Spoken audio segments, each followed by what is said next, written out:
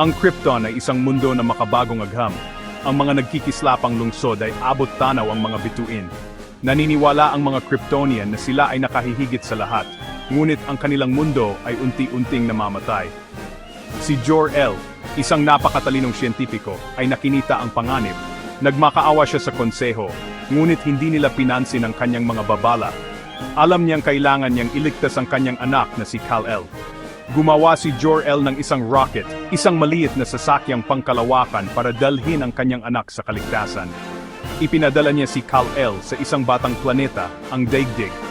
Ilang sandali pa, sumabog ang Krypton. Ang pamana ng Krypton ay nanatili kay Kal-El. Dala niya ang mga pangarap at pag-asa ng kanyang mga kababayan, ngunit dala rin niya ang kaalaman ng kanilang mga pagkakamali.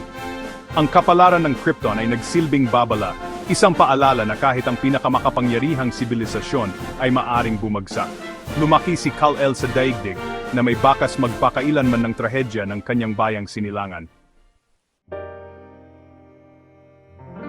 Mahaba at malungkot ang paglalakbay ni Kal-El. Siya ay inanod sa kanyang sasakyan, isang tahimik na tagamasid sa kalawakan. Ang rocket na ginagabayan ng mga kalkulasyon ni Jor-El ay mabilis na patungo sa Daigdig. Nilagpasan nito ang ibang mga mundo, ibang mga posibilidad. Ang Daigdig, kasama ang dilaw nitong araw at mababait na tao, ang pinakamagandang pag-asa ni Kal-El. Sa wakas, lumapag ang sasakyan sa Smallville, Kansas. Ito ay isang payapang lugar, isang malaking kaibahan sa payapang kagandahan ng Krypton.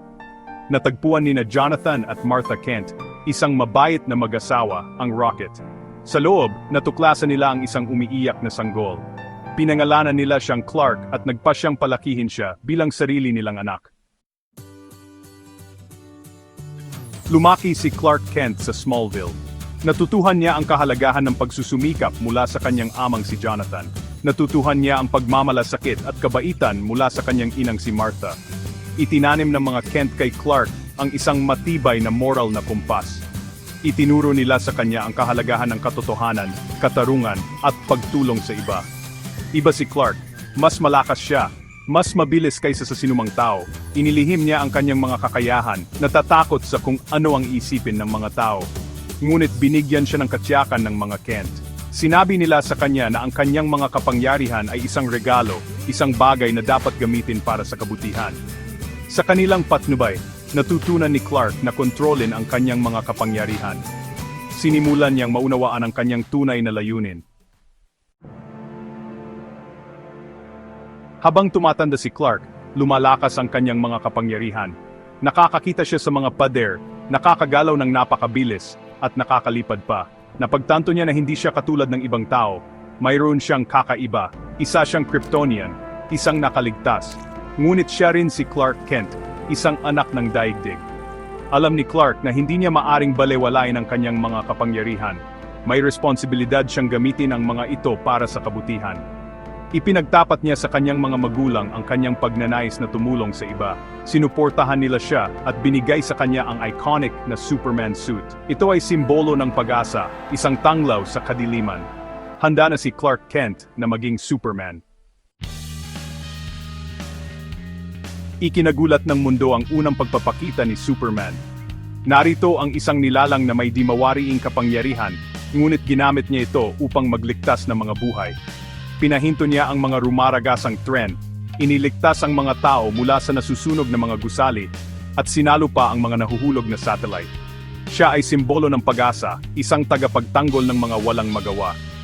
Ngunit ang pinakamalaking lakas ni Superman ay hindi ang kanyang pisikal na kakayahan. Ito ay ang kanyang matibay na paniniwala sa sangkatauhan. Nakita niya ang kabutihan sa mga tao kahit na hindi nila ito makita sa kanilang sarili. Binibigyang inspirasyon niya ang iba na maging mas mabuti, na magsumikap para sa isang mas magandang kinabukasan. Ipinakita niya sa mundo na kahit isang tao lang ay makakagawa ng pagbabago. Section 6, Lex Luthor, ang isip bilang armas. Hindi lahat ay natuwa kay Superman. Ang ilan ay nakita siya bilang isang banta, isang nilalang na masyadong makapangyarihan para pagkatiwalaan. Si Lex Luthor, isang napakatalino ngunit walang pusong negosyante, ang naging pinakamatinding kalaban ni Superman. Naniniwala si Luthor na hindi maaring umasa ang sangkatauhan sa isang maladiyos na alien. Nakita niya si Superman bilang isang balakid sa kanyang sariling baluktot na pananaw sa pag-unlad.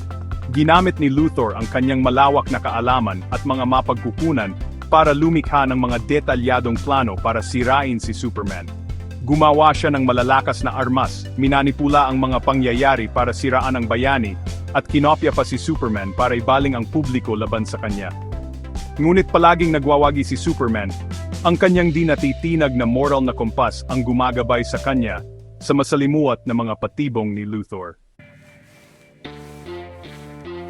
Seksyon 7, ang tao na bakal at ang manunulat na may mantsa ng tinta, isang dobleng buhay.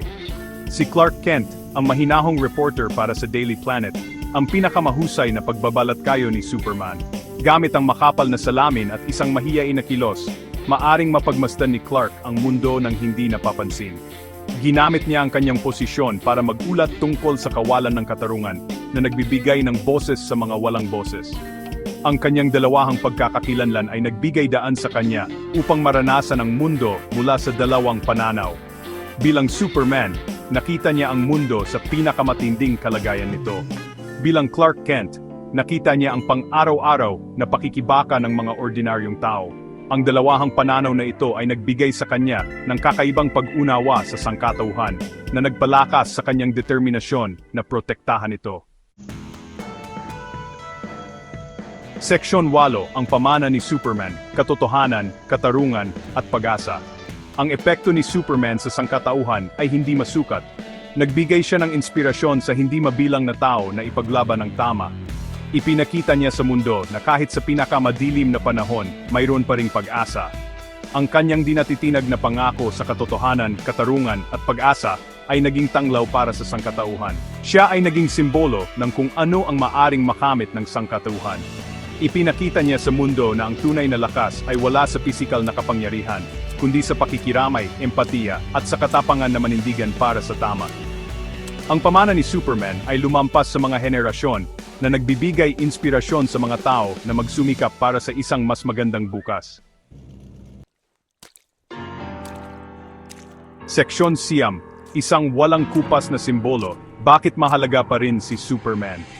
Sa isang mundong puno ng pagdududa at kawalan ng pag-asa, si Superman ay nananatiling simbolo ng pag-asa. Kinakatawan niya ang pinakamahusay sa sangkatauhan, ang ating potensyal para sa kadakilaan. Ipinapaalala niya sa atin na kahit nasa harap ng napalaking pagsubok, maari nating malampasan ang anumang balakid kung tayo ay magkakaisa. Ang kwento ni Superman ay walang kapantay. Ito ay isang kwento tungkol sa paghahanap ng iyong lugar sa mundo, tungkol sa paggamit ng iyong mga talento para tumulong sa iba. Ito ay isang kwento na patuloy na tumatagos sa mga tao sa lahat ng edad at pinagmulan.